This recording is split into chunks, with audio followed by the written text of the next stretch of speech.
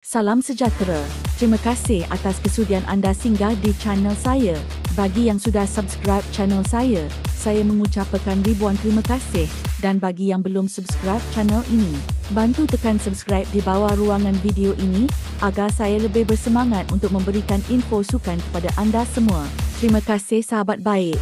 Pemilik Kelab Johor Darul Ta'zim jadi TDYM Tunku Ismail, Pemangku Sultan Johor, mahu peminat bola sepak Harimau Melaya terus kekal bertenang dan bersabar. Terdahulu, para peminat bola sepak tempatan dikejutkan dengan berita Ferdi Druijif yang memaklumkan bahawa tidak mengetahui memiliki pertalian darah dengan Malaysia melalui nenek beliau. Maklum balas ini mengejutkan ramai pihak, meski sebelum ini nama bekas penyerang PEC Zwala ini antara yang dicanang bakal sertai Harimau Melaya apabila proses dokumentasi telah selesai. Menerusi satu hantaran di laman Instagram, baginda sempat memberi gambaran bagaimana gerak kerja di negeri Johor yang tidak memerlukan harapan berterusan namun menjadi realiti. Di Johor atau cara Johor, kita buat kerja tanpa perlu bising-bising, berlebih-lebihan, memberikan harapan palsu dan akhirnya tiada apa-apa, tulis Tunku Ismail. Cara kita di Johor adalah tindakan lebih kuat daripada kata-kata.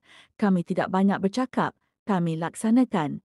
Kata-kata kami adalah maruah kami. Ujar baginda, sudah bertahun lamanya Johor mengamalkan prinsip kerja seperti ini yang mementingkan hasil, akan tetapi tidak menyalahkan pihak luar yang tidak memahami cara ini. Apabila kami berjanji, kami akan berjuang untuk menepatinya.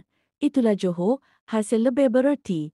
Sudah bertahun-tahun kami membuktikan setiap perkara yang diumumkan akan dilaksanakan dan menjadi kenyataan. Namun tidak semua orang faham dan kita tidak boleh menyalahkan mereka kerana mereka tidak biasa, ujar Tunku Ismail lagi. Jelas baginda lagi, beberapa pemain warisan sebelum ini antaranya Dion Coates, Stewart Wilkin dan Darren Lock adalah contoh proses yang berlaku tanpa hebahan berlebihan dan menjadi kenyataan. Dion Coates, Daniel Ting, Darren Lock, Stewart Wilkin, Corbin Ong, Indrek Dos Santos, Romel Morales.